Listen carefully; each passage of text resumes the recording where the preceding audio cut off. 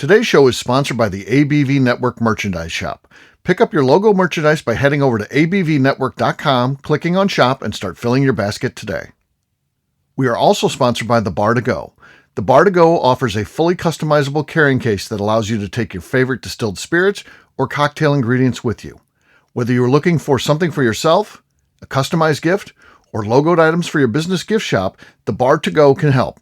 Check them out at thebar2go.com. That's the number 2 in the Bar to Go. Don't forget our friends at Neely Family Distillery now ship their unique distilled spirits directly to you. To order yours, simply call 859-394-3258. Tell them the ABV Network sent you. And now, on to the show. Let's drink!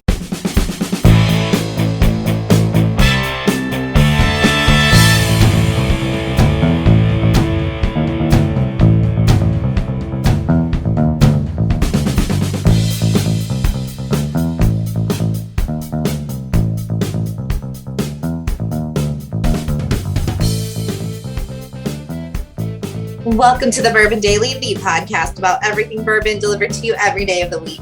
Today on the show, we're going to discuss ready-to-drink canned cocktails. My name is McNew. Please join me in welcoming my co-host, Steve Vicki, along with all of our special guests, Danny Kennard, Tim Swaya, Justine Mays, Dave and Adina Ewaldz, Kevin Majors, Vicki Higginson, Rick the Legend Brenner, and Alfred may or may not be here. We're not sure. We got to create a night.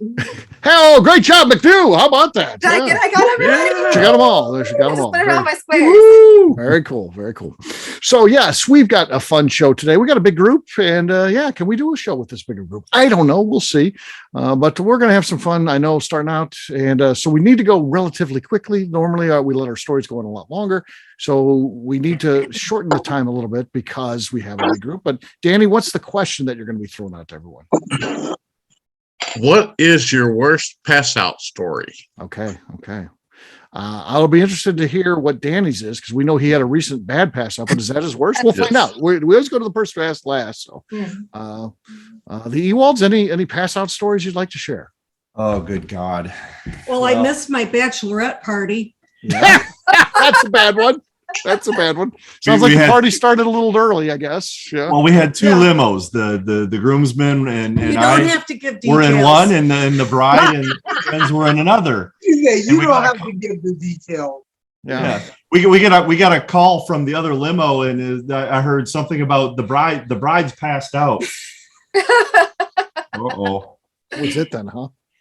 Yeah. Yeah. So that ended early. Yeah.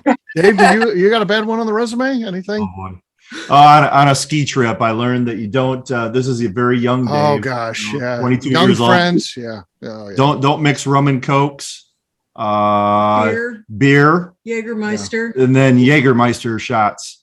Don't do that. Doesn't end well. Yeah. All right. Justine, you got a bad pass out story? Yeah, but I'm not talking about it. Come on. That's got to be a really good one then. Yeah. So, my other one, I didn't really my other one.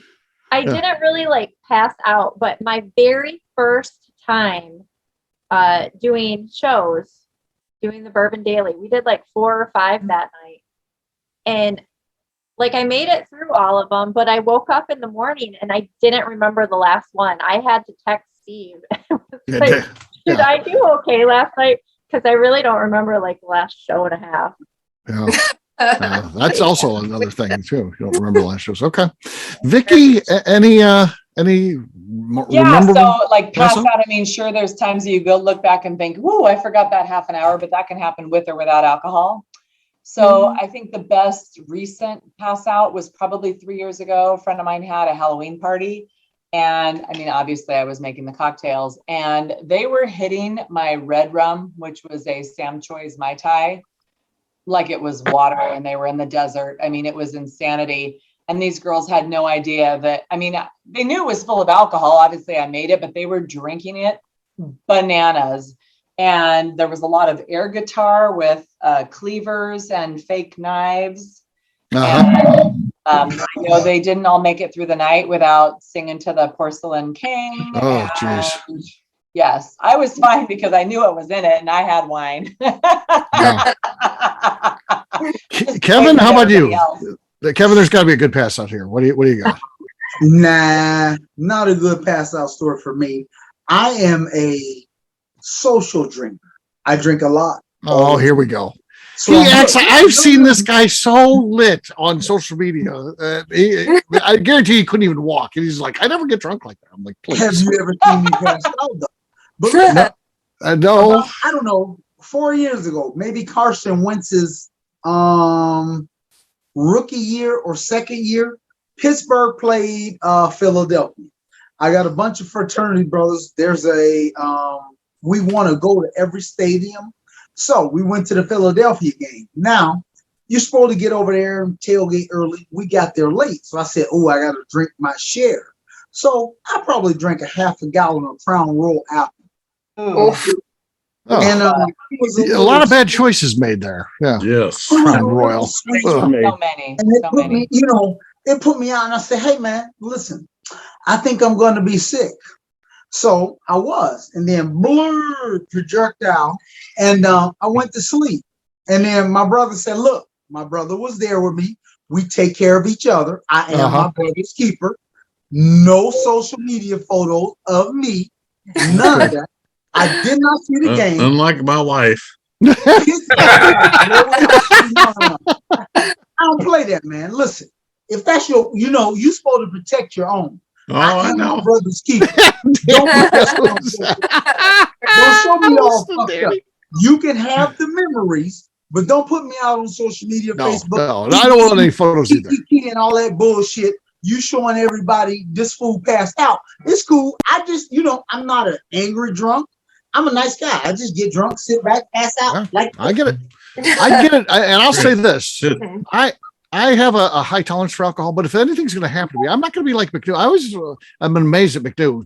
You're throwing up and then back to drinking. I'll pass out before I'm thrown up. So that's I am the way a Duke and Jolly kind of gal. So yes, you are. Nice. But my worst was Kevin, at a company. Well, not a company function, but with all my work associates at a dinner, just right at the I've table. seen McNew toasted. I've never seen her give up the kitties. Yeah.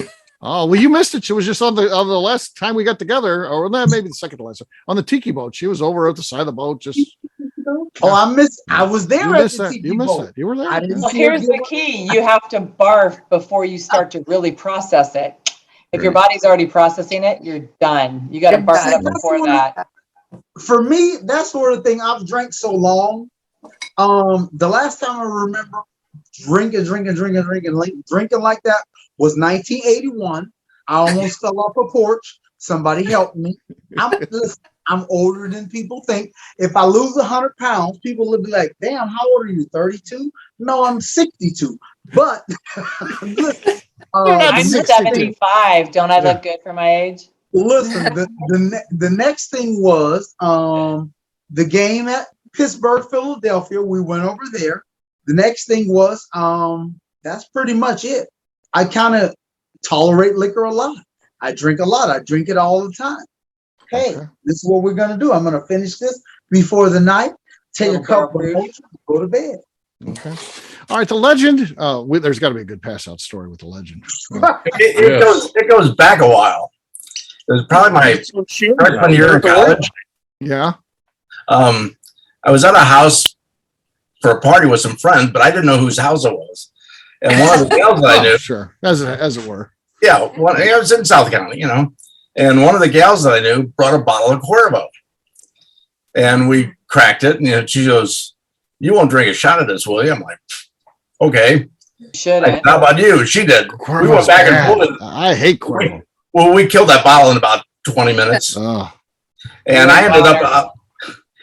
We must have walked outside at the front yard, and these people's yard was steep, and the front yard had a few terraces with railroad ties and oh yeah. like drop offs and flat spaces, drop off and flat spaces. A few hours later, I woke up and I was like in the middle of these, and I have no idea how I ever got down there. A few hours later. Because these steps were they weren't steps, they're like 4-foot drops or so, 4 or 5 foot drops. I ended up in the center of it. I'm like, well, I can't climb up this one. I guess I'm gonna have to jump off of this one. Yeah. But I woke up and I was like, where the hell am I? All right, McNew, any pass outs on the resume? I mean, like we all know that I have a lot. I do this fairly regularly. I just do. Like it's like I'm good, and I hit this black brick wall, and then I'm done. But I always come back. I either just need a quick nap or throw up, and I'm coming back. So you other than that time you passed out in the bathtub, took down the shower curtain. I didn't pass out. I just fell and blamed it on the cat. Because I totally blamed it on the cat. Ridiculous. Or picked up a traffic cone. But I left it down because I was pretty lit, so I was in no shape to fix the shower curtain. All right. And Chris walks in and he's just like, "What the hell happened?" I'm like, "Must have been a cat." Of course. Tim, anything? I don't remember my pass out stories, but I have them very detailed, repeated back to me by my better half, the general. It was, I think the count was 22 double shots of grape juice and vodka, 6 Jack Daniel wine coolers, a 40 ounce of Rolling Rock beer, and a Pizza Hut stuffed crust pizza. Oh God! Oh, Tim.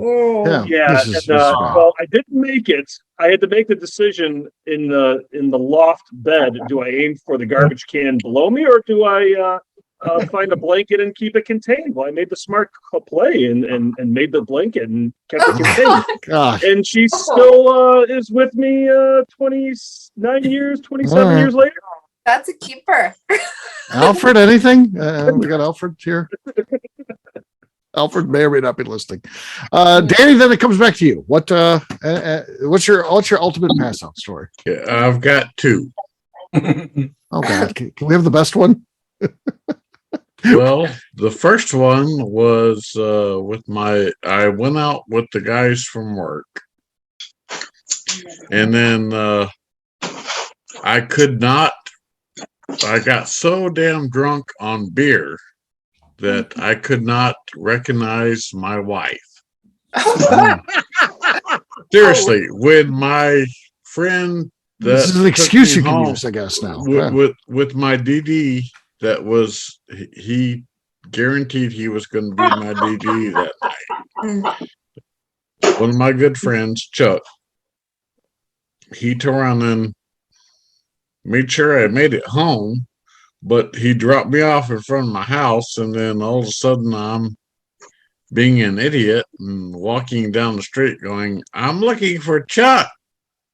Where's my best friend Chuck?" This is what my wife tells me the next day.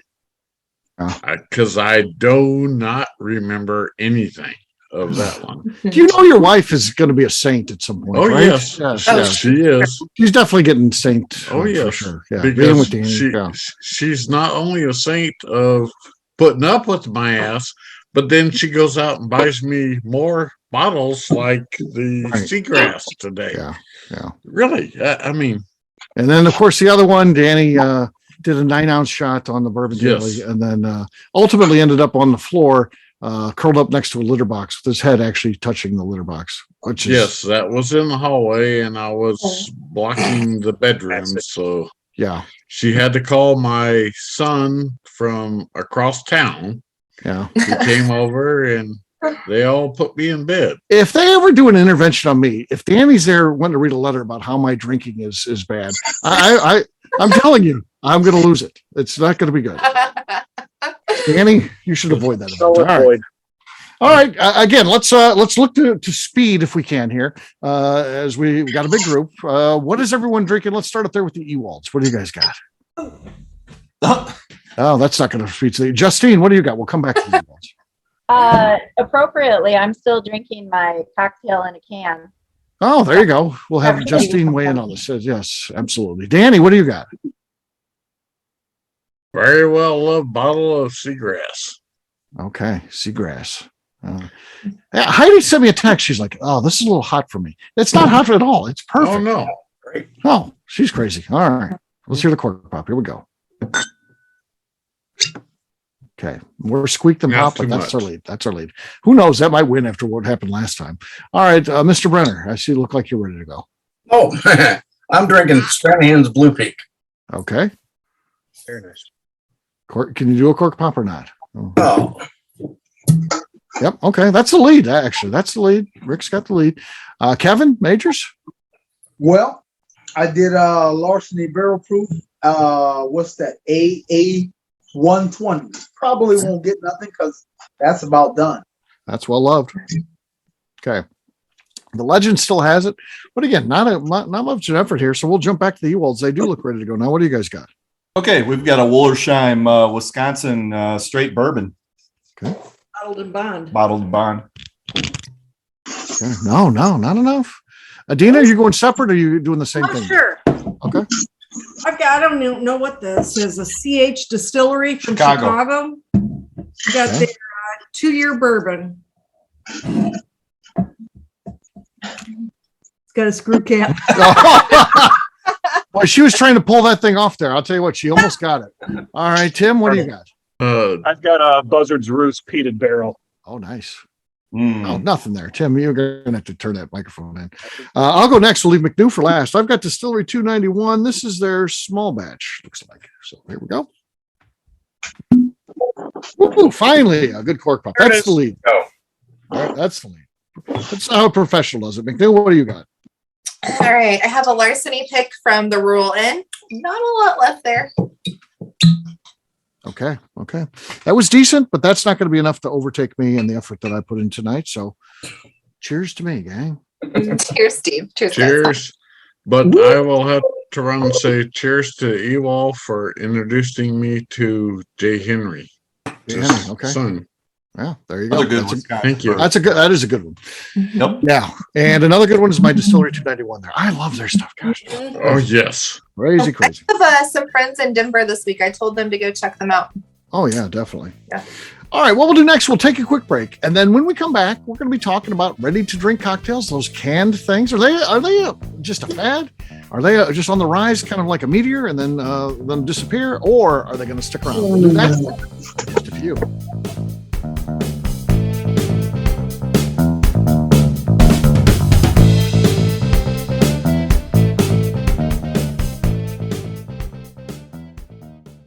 Hello, this is Steve Akeley, owner of the ABV Network, and I'm excited to announce a brand new partnership with Leatherwood Distillery in Pleasant View, Tennessee. Many of you have perhaps heard of Leatherwood via our co-host on the Bourbon Daily, Kaylee Baker, who works there.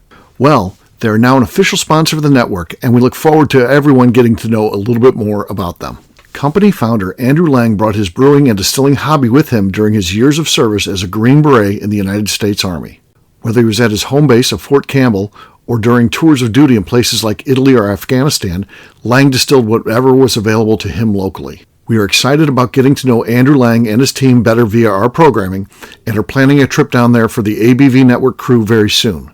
In the meantime, check them out at leatherwooddistillery.com, where they will ship bottles directly to you, including their special Remembering 9/11 series, which is raising money for military charities. Seriously, get out there, buy some bottles, help a good cause, and let us know what you think. We're really excited about this partnership. Hello, this is Steve Akeley, owner of the ABV Network, and let's talk for a moment about our sponsors, the people that make this show happen. First up is our friends at Moonshine University. In 2017, I completed my Executive Bourbon Steward certification at their office in Louisville. The information I learned through lead instructor Colin Blake and their team there is something that I continue to draw upon frequently in my role at the ABV Network. It truly is the standard of establishing a benchmark of knowledge of the bourbon industry. From history to production to brands and people, it's all there.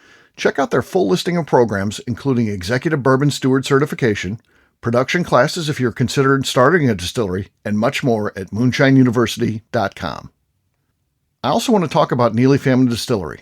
Back in May of 2018, I met Royce Neely at Limestone Branch's Craft Bourbon Festival.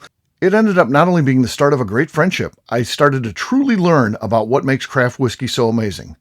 You see, I had been a bourbon drinker for over 30 years at that point, and like many people who had been drinking bourbon a long time, I was hard-coded into thinking big bourbon was where it was at and craft was on a journey to get there. Spending time with Royce and learning the things he does to make his whiskey taste better started to really get me to appreciate how things like sweet mashing, open top fermentation, pot distillation, and the grains you are using not only makes your product taste better coming off the still, but also out of the barrel as well. I still love heritage brands and they make up a bulk of my collection. But when you find a craft distiller that is truly dedicated to the craft of distilling, you are drinking some of the best whiskey out there on the market today. That's exactly what's happening at Neely Family Distillery today. Check them out on the web at neelyfamilydistillery.com, or better yet, stop by and see them at their distillery in Sparta, Kentucky. And now, back to the show.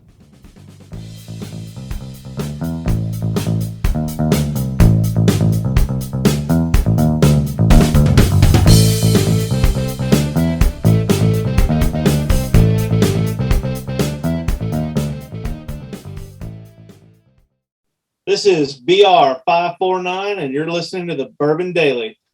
Welcome back to the Bourbon Daily. Today we're talking about canned cocktails, and are they a fad or here to stay? Yes, we are. So Justine's drinking one. So we're going to start with her. Justine, first of all, how is that one? Is it good?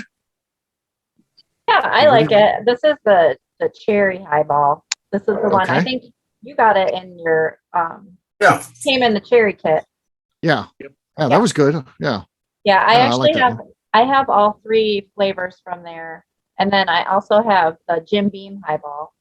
But I don't I like that too. I like the Jim Beam because it tastes like a mixed drink you do at home. And it has carbonation. So many of those, you open a can and it's like flat to me. I don't know. It's not like I would make a Beam and Coke and not have I use flat soda for taste to me. A lot of those. Yeah, I like them, but I'm also lazy and I don't like to make cocktails at home. Okay. So. You think this thing's got legs? Yeah. I will. Okay. I will actually say that if you actually find the maker's mark of FeAO2, I think it's called. That is a cherry bomb. I need that. Yeah. Mm-hmm. Danny, how does that fit in today's show about the ready to drink cocktails, though? But it's just a random nugget. Yes. Welcome to Danny's Corner. We'll do a random nugget from Danny. I'm gonna go out on a limb and guess because I was talking about the cherry highball. So okay, that's the time. Okay. Has he had put ice in it, and it's a cocktail. Has he had that 9-ounce shot yet? Kevin, what do you think about these things? Are these canned cocktails, or does this have legs, or are we just at a quick high point here and they're going to just disappear again? Well, for me, I understand what they're doing. They're marketing these things towards women and people that don't really drink. Case in point, I'm going to give you a true example. My buddy ordered one of those gin and juice cocktails. I said, hey man, don't drink that. Now listen, we ride motorcycles. He can drink about 8 beers and is good on a motorcycle after about 8 beers. Truly good. Okay. 160 miles an hour. I said, hey, man, that ain't what you normally order. I'll drink that. You order a beer and I'll drink it. We take off 150, 60 miles an hour. He's going, I look back in the rearview mirror. He's just like cruising. I'm going, yeah, let me slow down. Because he drunk. I sent him the picture. I said, dude, that's gin and juice. He said, yeah, it tastes like berries and fruit and citrus. I'm like, yeah, it's a fucking drink. Citrus cocktail. It's gin and juice. He said, yeah, I seen you slow down. Yeah, because there's no reason we've both been on a motorcycle 180 miles an hour. We don't have anything to prove to anybody.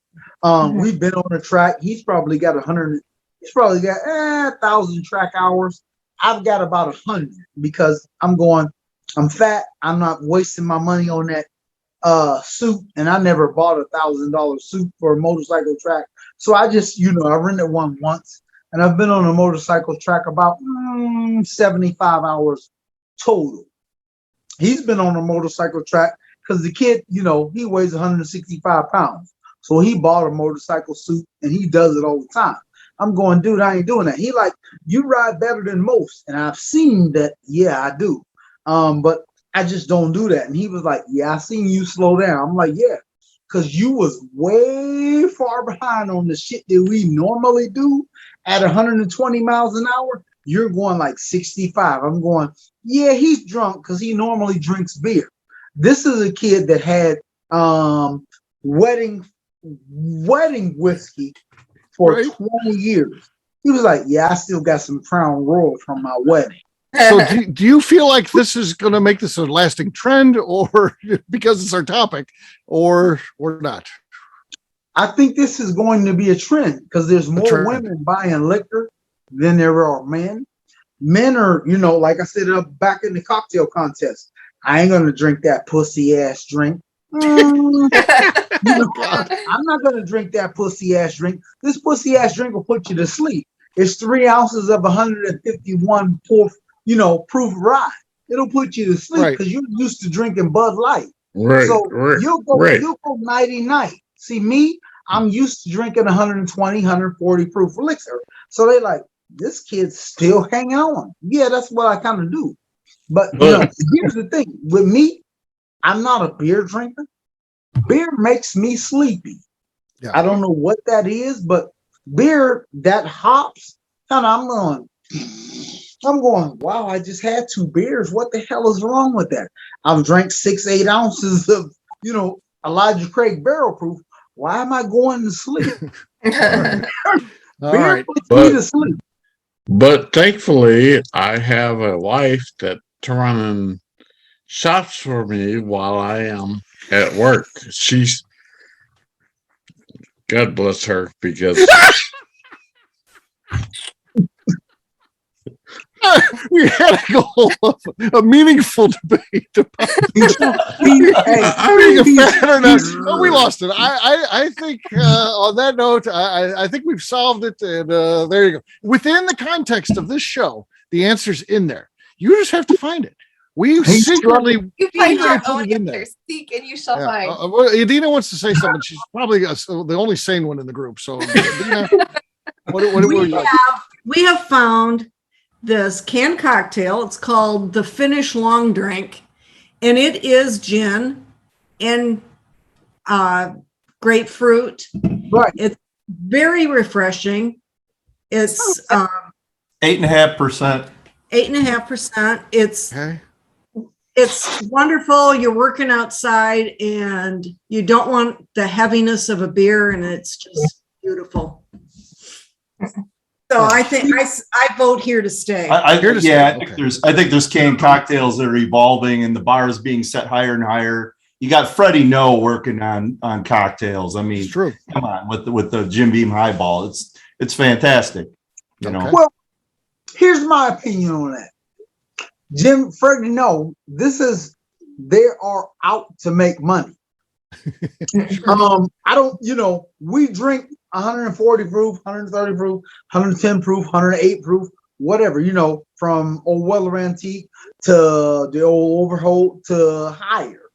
So we're cool with that. But the guy that's used to drinking, give me a 6-pack of Bud. There's 2 different levels of alcohol consumption there. Yes. I will agree with that. There's 2 different levels of that. He's just going to piss out that beer. But now, I've drank 110 proof, 4 ounces. Now I'm asleep. There's a completely different level of alcohol consumption. Absolutely. Right on. So with that, Kevin, I can actually turn I can. He can't even find his words. I can actually turn and feel what you're talking about, because plain and simple. All the feels. He's got all the feels tonight. Yeah. But on that note, simple, listen to other shows for the ending. I just feel like if we try to do an ending, it's going to go another half hour. So with that, take care, everybody. We'll see you guys tomorrow. We'll have the new episode of the Bourbon Daily. Take care, everybody. Bye, guys. Bye. Peace.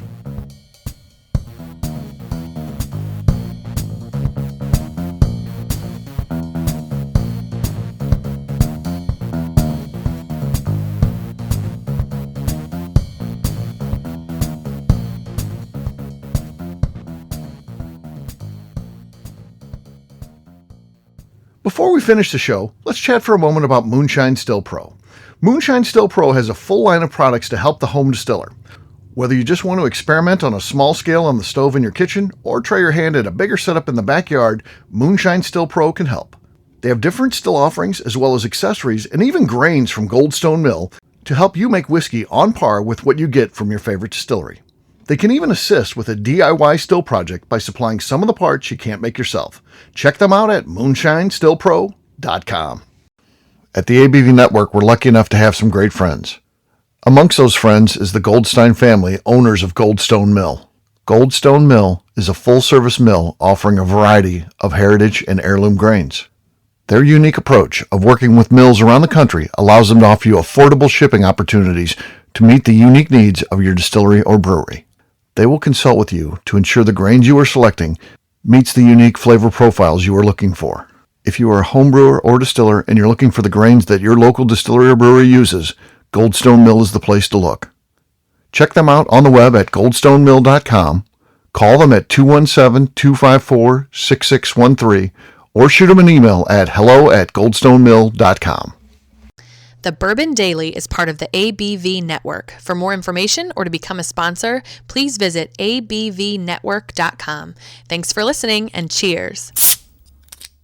This has been a Steve Akeley production.